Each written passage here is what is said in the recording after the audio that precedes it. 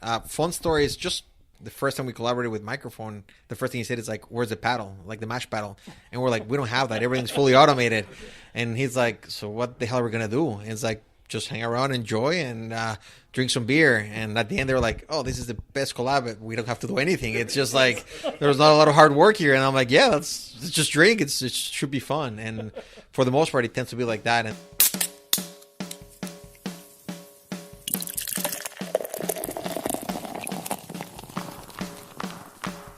cheers.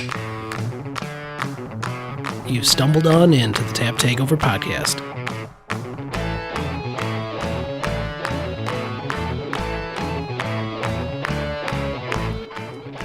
Welcome to the Tap Takeover Podcast Brewery Release Series. So we had a fun little Saturday where we stopped at Eagle Park and then took the journey out to Madison to Octopi for the Untitled Art release of the Barrel-Aged Hazelnut Stout. Me and Alex sat down with Levi from the Funk Factory and Isaac from Octopi and the guys from the Full Pint out in California. Alex, did you have fun?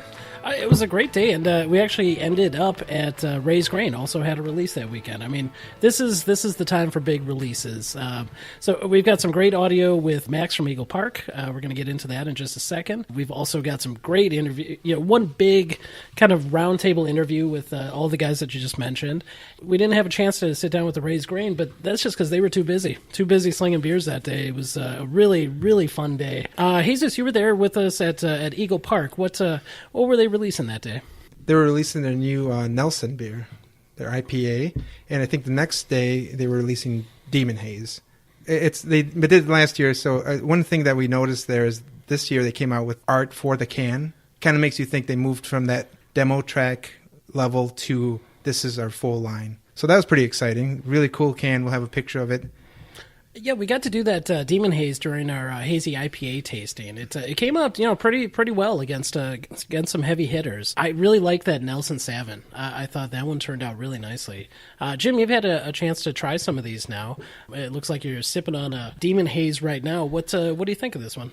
Yeah, this is really good. The IPAs that Eagle Park is producing right now are just so delicious, and it's great. I mean, we've also got a can of Goon Juice that we've been a little pre-tasting with, and again, like Jesus said, they're really going towards this great artwork now. They're really maturing as a brewery, so that's really great to see. I wish I could have been with you guys, especially when you went and talked all the folks up at the Full Pint and Octopi release.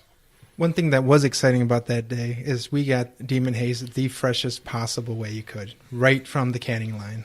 And it was amazing. And you had one, no top on it, no label.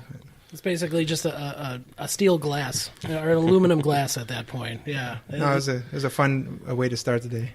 And Andy, tell us about Octopi. It was real fun, kind of a family-friendly event going on up there, and kind of an interesting release. Yeah, they had a big party there for their anniversary and this release with their Untitled Art label. Family friendly with the dunk tank, a brewer's dunk tank, and they did something interesting with the line. As soon as you walked in, you got a wristband, and then you could walk over to a table, and they just wrote a number on it. So then they just called people in groups of numbers of 1 through 25 increments through the whole release, and it worked out real smooth. I mean, we were like 130 something, and like 30 minutes later, we were getting our beer. Yeah, and I thought the Barrel-Aged Hazelnut turned out great. You're going to hear that when we drink it with Levi and Isaac and the guys from the Full Pint. Really, really fun day, and I think, let's get right into it. Son of a bitch, give me a drink. Welcome back to the Tap Takeover Podcast. We have a fun Saturday in store. We're visiting 3 different breweries for releases. We're starting our morning off here at Eagle Park. Before we get started and find out about their release today and what's going on for fall and the rest of the year, let's go around the horn and put some names to the voices. Hi, this is Alex. Hi, this is Max from Eagle Park. And Andy here. And this is Jesus. So before we get started here, we're here before the brewery opens, so a hectic day. So what happens kind of leading up to the release here? A lot of planning and a lot of canning. We do a lot of, it seems that all of our canning runs happen towards the end of the week. So we finished up canning yesterday. We're going to do a little bit more canning this morning as well. But yeah, usually, we're a small crew, so it's a lot of hard work before every single Saturday getting it going. Okay, and so what is the release today? Tell the people. So we released it once this summer. It's the Nelson Double New England, 8%. all Nelson hops, double dry hopped. It is a monstrous, awesome beer. Nelson's a really cool hop. It's unique, softer, a little bit more refined of a hop, I would say. But the first time we released it, it was a big hit. So every time we see Nelson out in the world, we grab it as fast as we can. We'll have one more release of it coming in like the next 3 weeks, I think, as well. So won't be the last of it. Nice. We just recently released an episode. It was a hazy IPA tasting. We did the Demon Haze, and we talked very highly of the Nelson's Heaven. When that one first came out, it was fantastic. So if you guys have tweaked it and even improved it, I'm really looking forward to a fun beer there. Yeah, it turned out really good again this time, and we have a double Nelson, more than what you did this time, more hops going into it in the next version, so Jack's even crazy excited about that one as well, but he's got a lot of cool stuff coming out this fall. So you guys have been like the kings of special releases here in Milwaukee this summer. What do you have planned going forward into fall and winter, and are you going to keep up this crazy pace? Yeah, we're going to keep it up. I mean, we're in a really cool spot. I mean, we have a smaller system, 7-barrel system. We have our own canning line, which for our size is really fun to hang out and play with. We do between 40 and 70 case runs at a time. So we keep them small, and that allows us to do more of them instead of having to handle big batches at a time. So we can do more variety. So speaking of booze for breakfast, we heard recently you guys pulled some pins and tasted it. How's it tasting, and how close is it to being ready? It's tasting really good, but we're not 100%. I mean, we're trying to get it to our small brewery Saturday, which we do the day after Black Friday. It may or may not be ready. If it's not ready, we're going to hold it, and if it is ready, it'll be a really fun surprise for everyone. But we want to make sure the beer is perfect before we let it go. What fun things do you have coming down the pipeline, beer-wise, going into fall and winter? Oh, man, we got our Halloween party coming up on the 27th. That's going to be a rager. We're doing a whole pig roast, and we're going to have the world's largest chug video. So we're going to have everyone show up and chug a loop station with us, and we're going to film it. We're going to have Twix Imperial Stout called 2 for Me, None for You.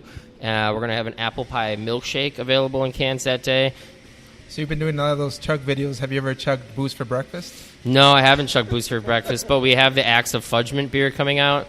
So it's that one, if you saw our Instagram with the marshmallows, it's basically a fudge stout. That one's set up for a chug video, so that's not going to be a fun day. I'm a little nervous about that one. Yeah, those could be a little rough. So we need to set up a chug video at the Tap Takeover Podcast. Yeah, hey man, you guys come down. We'll set up on a canning day. You're a tough guy to beat, though. I don't know. I've been practicing a lot lately. Yeah, no kidding. Although I'm still pretty freaked out about the 11% fudge stout chug video. That could be just a little rough. Yeah, depending on what happens afterwards, that might go viral. Well, thanks for your time this morning, Max, and we're looking forward to everything you guys got in store, and make sure you guys get on down here for the Halloween party and the epic chug record video. Yeah. Have a fun rest of your day visiting all the other breweries. Sounds like a blast. We will. Cheers, Max. Thank you. BEERU Beer Run. All right, we are back on our a fun little release Saturday for the Tap Takeover Podcast, and we've got quite the cast of characters in this little interview. So we're out here at Octopi Brewing, and where exactly are we, Andy? Waunakee, Wisconsin. All right. So we're in Waunakee, Wisconsin for the 3rd anniversary Barrel-Aged Hazelnut release here at Octopi. And let's just go around the table and kind of put some names with some voices. I'm Alex. Andy here. Isaac from Octopi and Untitled Art. Danny Full Pint from the Full Pint. Johnny Full Pint from the Full Pint. Levi Funk from Funk Factory and Untitled Art. All right, so it's amazing to sit down with all of you guys at once. We were hoping to maybe get a couple of you guys on the podcast. This is pretty fun, and we got some fun beers to try. We're going to do a little live tasting here, but let's talk about the beer that brought us out. Let's talk about the Barrel-Aged Hazelnut. Levi and Isaac, if you want to kind of talk to us about what went into the brewing, what it went into the release party, having a lot of fun today. So it is our Hazelnut Imperial Milk Stout that we did in collaboration with Mikerphone Brewing down in Chicago area. A great friend of ours, and we love hanging out with him and making beer with him. We did this beer last year, and something about this base beer put into the bourbon barrels and adding the hazelnut, it's a really magical, it almost has this like coconut flavor that we don't add in there, and we love the magic that happens in this barrel aging. So we knew immediately that we were going to make this beer again, and so we did, and made a lot more of it this time, and really happy to see the response today. So cool. Yeah, kind of same thing. The first year I think we did just 4 bourbon barrels, and we bumped it up probably by 10. We did 40 bourbon barrels this time, and we tested all the beers multiple times during the year, which every time we tasted it was better and better. And we finally, we ran some QA/QC. All the barrels were clean.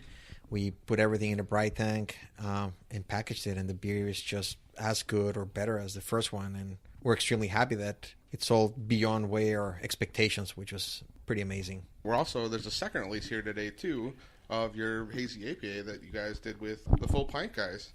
Guys, why don't you just tell us how you guys got involved with each other and how this stop on your 11th anniversary came about?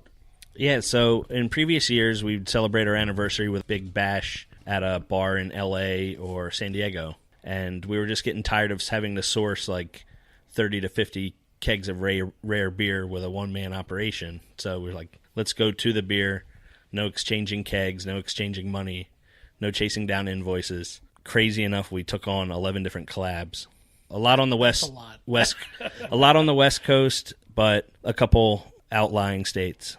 We've been following Levi for a long time in different circles, and we wanted to team up with them, whether it be Funk Factory or Untitled Art, and it just really worked out really good with the Octopi 3rd anniversary. And we've been looking for a reason to get back to Wisconsin, to tell you the truth. It's beautiful, and they love to drink, and the beer's great, so here we are. Unfortunately, no jumping in the frozen water. Absolutely no polar plunges this time. So let's talk about that. So your first turnaround in Milwaukee, you guys had a little thing going on with Pick and Save. You guys got to try a bunch of Wisconsin beers.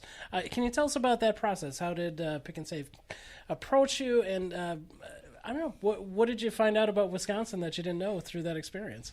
We were approached by a nice marketing firm off of Twitter. It was just very, very random. And they said, we're trying to give the craft beer program a shot in the arm. Our sales are a little down, and we have all these brands on our list, our SKUs or whatever, but we don't know what to do with them. And we're just trying this fun campaign to try and get people more engaged with our beer aisle at Pick and Save. And they thought, they found us and said, you guys would be funny in these little videos.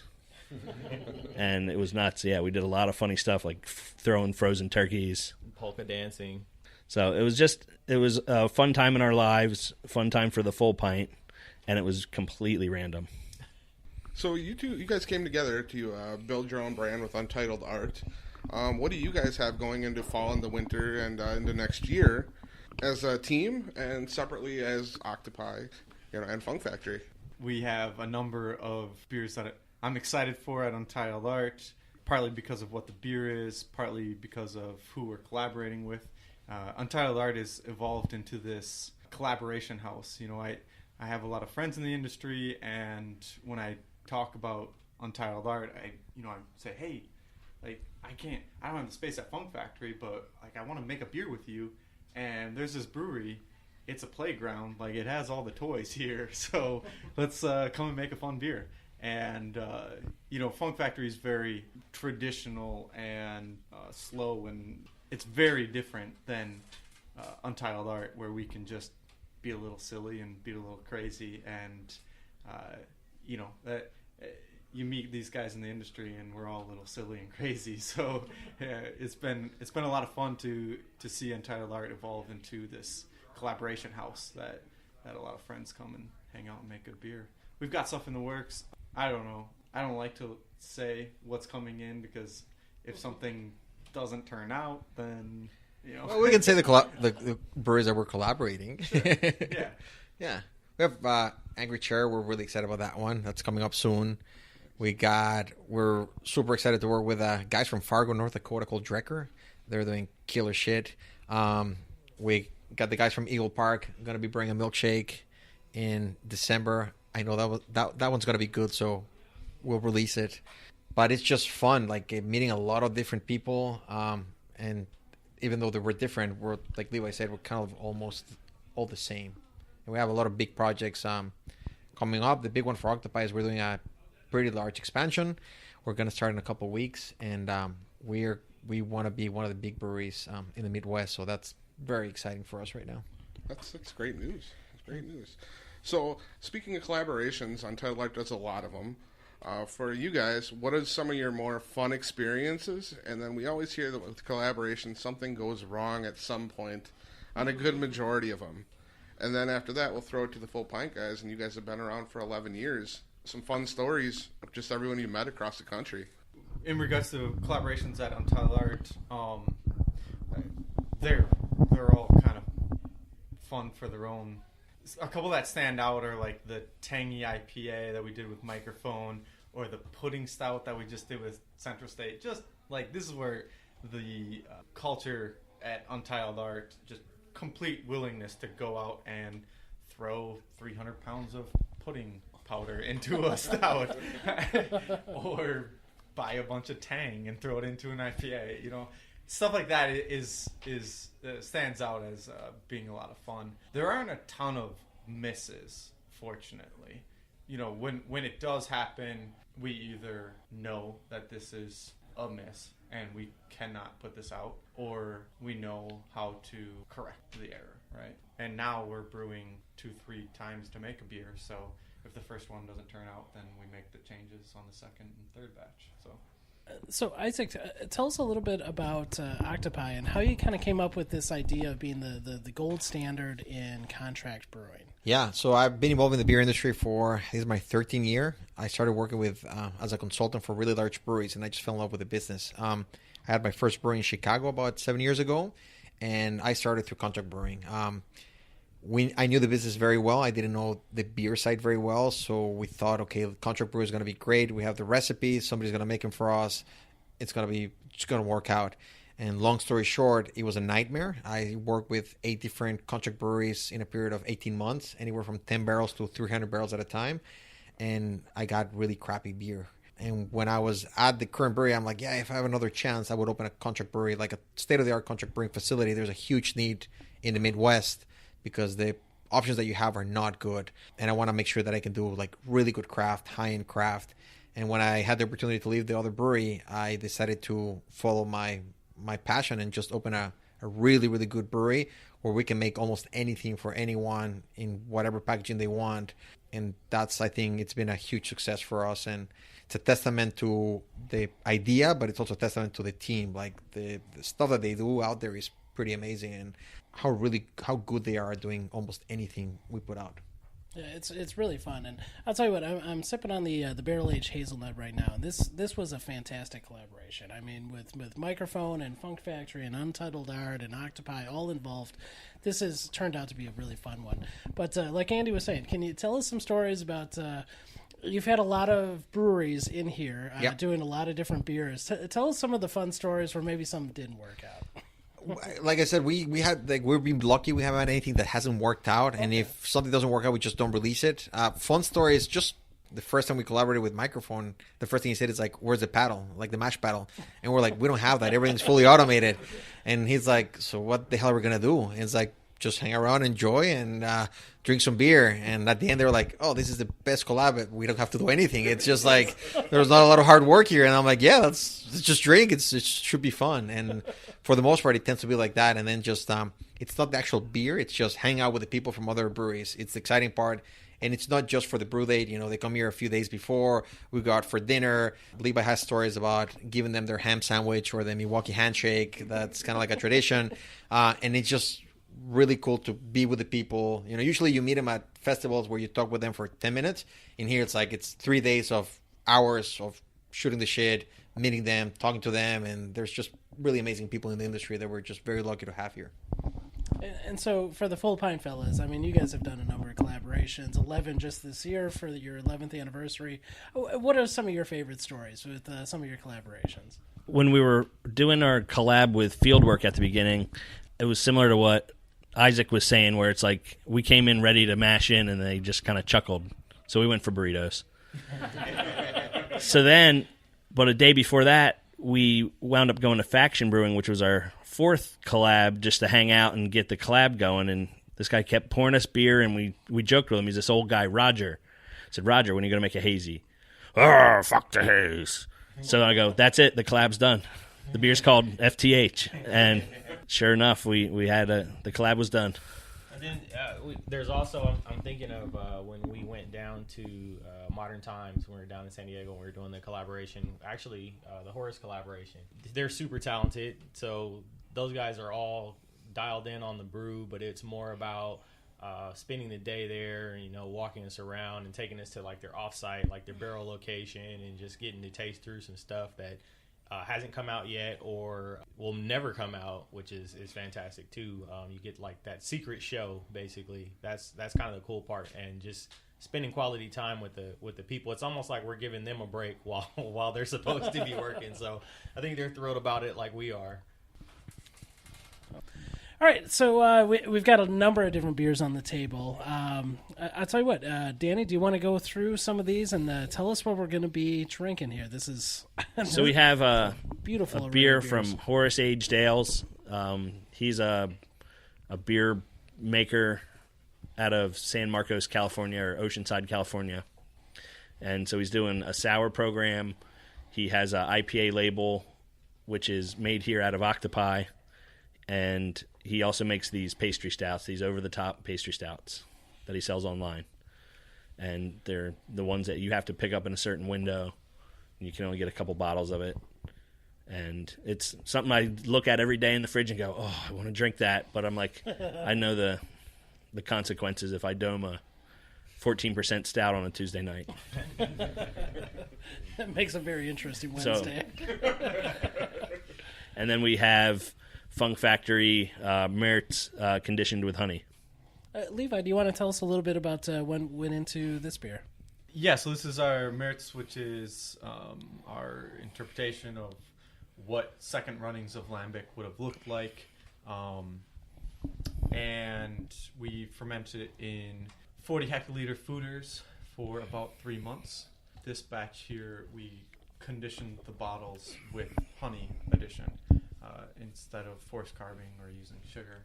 Dan had told me yesterday that he really enjoys Mertz, and so I wanted to make sure he got to try this one because it's the same beer, right? But it's just a slight variation with how you bottle condition it, how you create the bubbles. So what do you guys think? First impressions. This is very, very smooth. Yeah. I can't believe how much the honey adds to the smoothness of this beer. The sour is not really in the front, which is nice. It kind of like eases you into it, but it is very smooth. It's right where I want it to be for the acidity, and it's very drinkable.